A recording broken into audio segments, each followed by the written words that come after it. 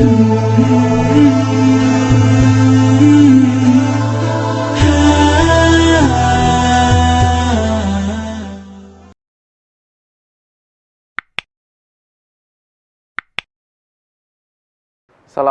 warahmatullahi wabarakatuh.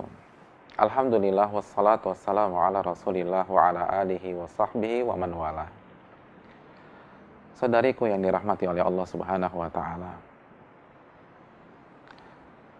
Salah satu mimpi buruk yang ada di benak wanita dan yang sangat mereka takuti di bulan suci Ramadan adalah datang bulan atau menstruasi. Mengapa demikian? Karena ketika tamu itu datang, ia dipastikan tidak bisa berpuasa dan tidak bisa mengerjakan berbagai macam sholat baik yang wajib maupun yang sunnah. Rugi.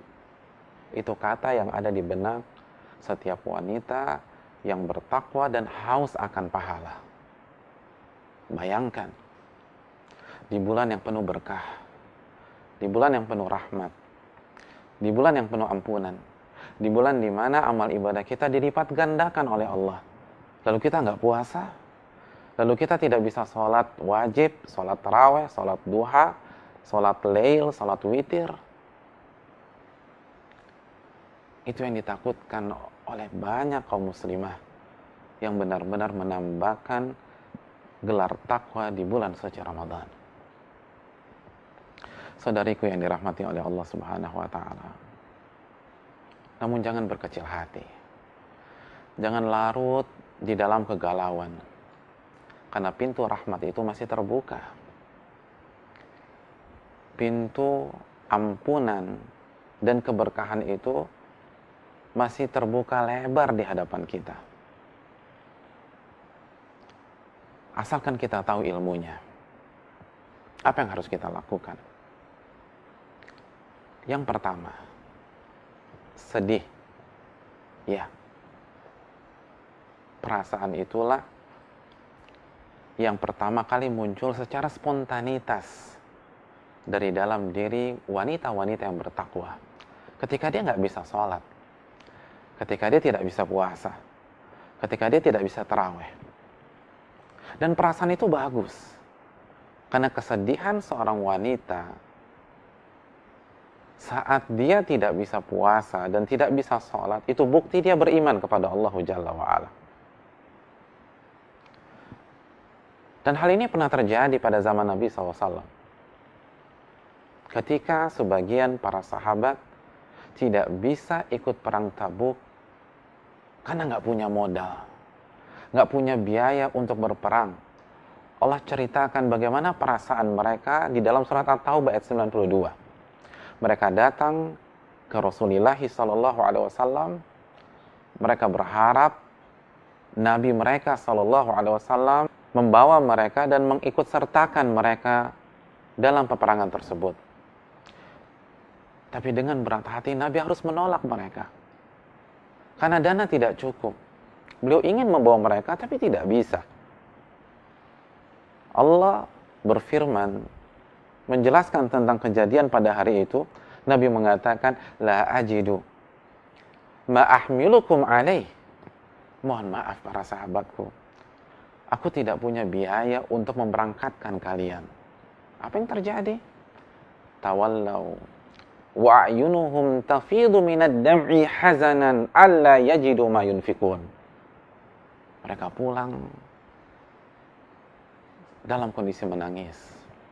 Mereka sedih karena mereka tidak punya biaya untuk berangkat perang, untuk berangkat berjihad di jalan Allah Subhanahu wa taala. Itulah perasaan yang lahir secara spontanitas ketika seorang muslim atau muslimah tidak bisa beribadah kepada Allah Subhanahu wa taala.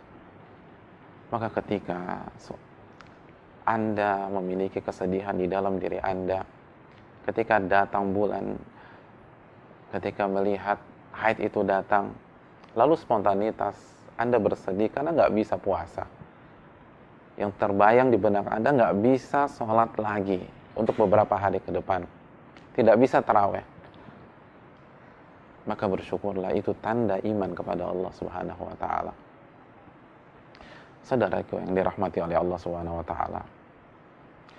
Namun jangan berlarut-larut di dalam kesedihan ini.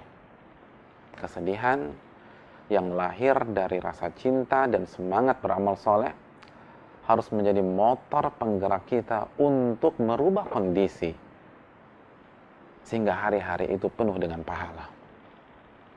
Ya, kita bisa merubah hari-hari haid kita menjadi penuh dengan keberkahan dan pahala. Bagaimana caranya? Yang kedua, tanamkan niat. Walaupun kita tidak sholat, walaupun kita tidak puasa, walaupun kita tidak tarawih, tanamkan niat di dalam hati kita. Kenapa demikian? Karena ada sebuah kaidah fikih. Kaidah itu berbunyi, barang siapa yang bertekad mengerjakan amal ibadah, namun ia gagal mengerjakan amal ibadah tersebut karena alasan syar'i. Tolong kita garis bawahi, karena alasan syar'i. Maka kita tetap mendapatkan pahala ibadah tersebut secara sempurna. Bukan pahala niat, pahala ibadah tersebut. Nabi SAW bersabda dalam hadis riwayat Imam Ibnu Majah, "Man ata firasyahu wa huwa yanwi an yaquma minal laili yusalli." Barang siapa yang pada malam hari berjalan menuju tempat tidurnya, lalu dia berniat, bertekad untuk bangun di tengah malam mengerjakan salat lail, faghalabathu ainah. Namun pejaman matanya mengalahkan dirinya hatta yusbih, sampai di pagi hari. Apa maknanya? Dia ketiduran. Udah niat nih, pengen sholat malam, pengen tahajud, tapi ketiduran, bangun ketika subuh. Apa yang dia dapatkan? Kutiba lahu ma nawa. Nabi SAW mengatakan dia mendapatkan pahala amalan yang dia niatkan. Dia niat sholat tahajud, dia mendapatkan pahala sholat tahajud. Karena Nabi menyatakan dia mendapatkan pahala amalan yang dia niatkan. Nabi tidak mengatakan dia mendapatkan pahala niat. Tidak. Nabi mengatakan ia mendapatkan pahala amalan yang dia niatkan. Dapat pahala tahajud. Wa kana naumuhu shadaqatan alaihi min rabbi. Dan tidurnya bagaimana? Tidurnya, kata Rasulullah SAW, merupakan sedekah yang Rabb-nya berikan kepada dia. Hadis ini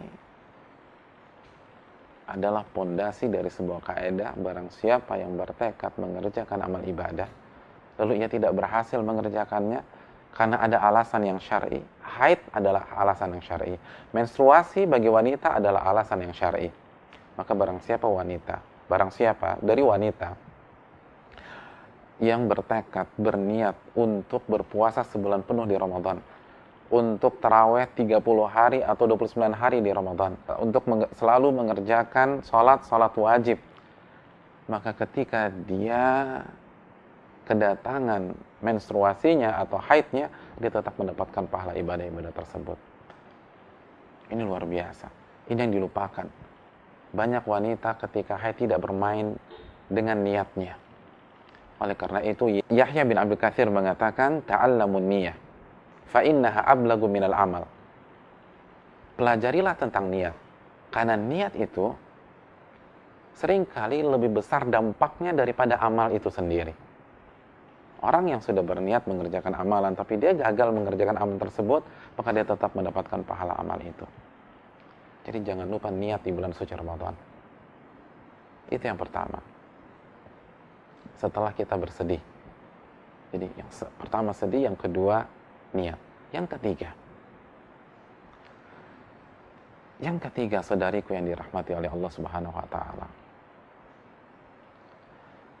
sesegera mungkin beralih ke amalan-amalan yang lain. Ketika wanita menjalani hari-hari di bulan suci Ramadan dalam kondisi mens atau haid, bukan berarti dia tidak bisa mengerjakan semua amal ibadah. Dia masih bisa berzikir kepada Allah, mengucapkan tasbih, mengucapkan tahlil, mengucapkan tahmid. Dia bisa beristighfar. Dia bisa mengangkat tangannya berdoa kepada Allah. Dia bisa berkhidmat kepada suami dengan niat sebagai sarana beribadah dan taat pada perintah Allah. Kerjakan amal ibadah yang lain. Jangan meratap kondisi kita. Itu yang membuat kita down. Arahkan tenaga kita, energi kita, semangat kita menuju ibadah-ibadah yang lain. Inilah clue dari Nabi SAW. Inilah saran dari Nabi SAW. Dalam hadis riwayat Imam Muslim, ada sebagian orang-orang miskin yang curhat ke Rasulullah SAW. Mereka mengatakan, ya Rasulullah, zahaba ahlud duthuri bil ujur. Orang-orang kaya itu telah mengalahkan kita dengan pahala. Apa maksudnya? Mereka jelaskan maksudnya. Yusalluna kama nusalli. Mereka sholat sebagaimana kami sholat. Orang-orang kaya itu sholat sebagaimana kami orang miskin sholat. Wa yasumuna kama nasum. Mereka berpuasa sebagaimana kami orang miskin berpuasa. Wa yatasaddaqun bifuduli amwalihim. Namun mereka bisa bersedekah dengan kelebihan harta mereka. Sedangkan kita nggak bisa bersedekah karena kita orang miskin. Apa kata Nabi SAW? Lihat, ini fikih. Ini konsep. Nabi mengatakan, awalaysallahu ja'ala lakum ma tasaddaquna bih. Bukankah Allah sudah membuka kesempatan-kesempatan lain agar kalian juga bisa bersedekah? Nabi tidak mengajak orang miskin untuk meratap. Nabi tidak mengajak orang miskin untuk menangisi kemiskinan mereka, tapi Nabi langsung mengajak mereka ke ibadah lain. Bukankah Allah Subhanahu wa taala telah membukakan berbagai macam pintu yang Anda bisa gunakan untuk bersedekah? Lalu Nabi jelaskan, inna bikulli tasbihatin sadaqah. Sesungguhnya setiap tasbih itu sedekah.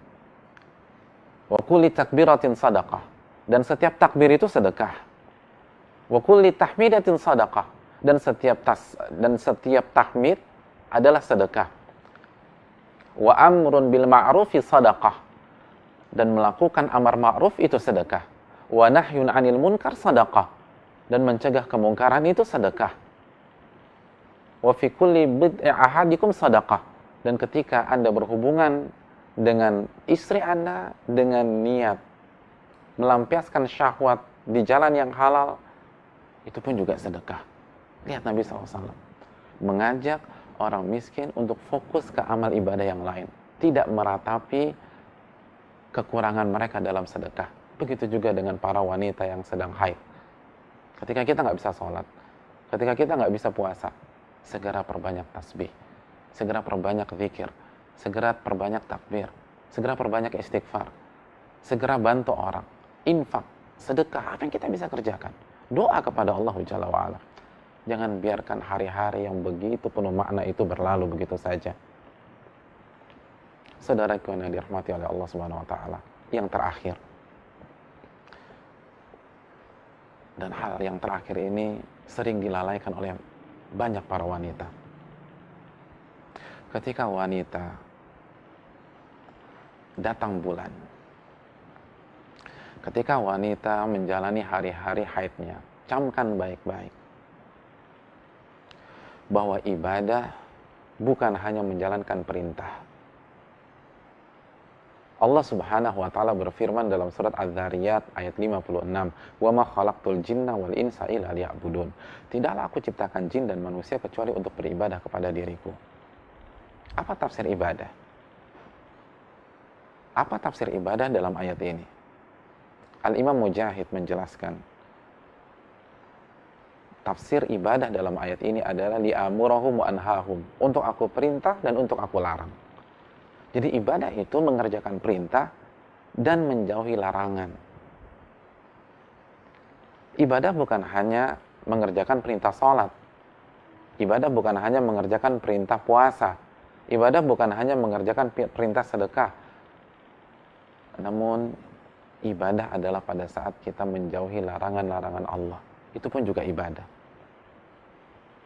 Saya ingin bertanya kepada saudariku yang dirahmati oleh Allah Subhanahu wa taala.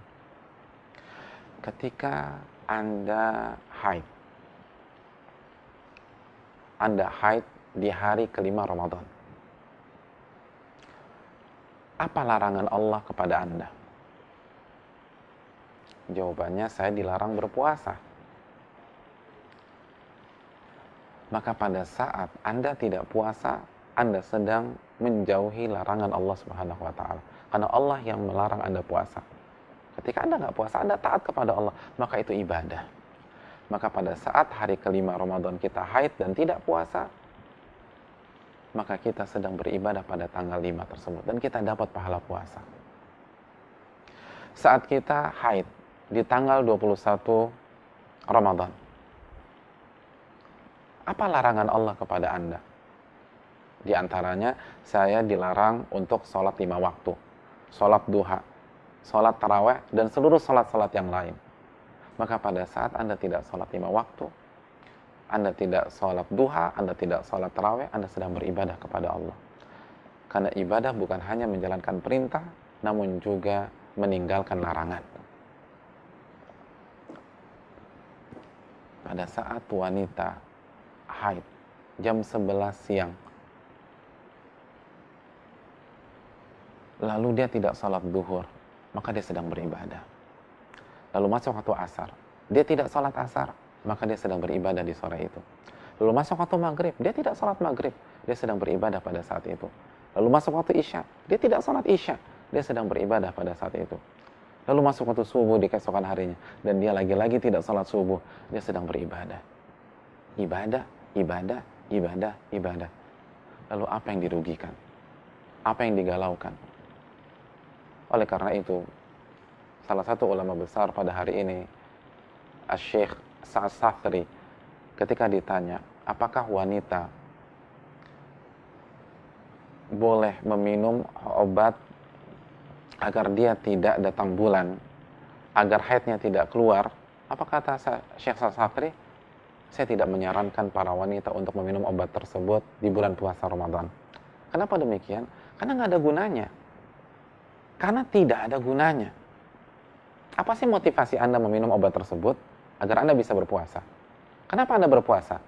Lalu wanita itu menjawab, karena puasa itu ibadah dan saya ingin mendapatkan pahala. Kata Syekh, sama saja.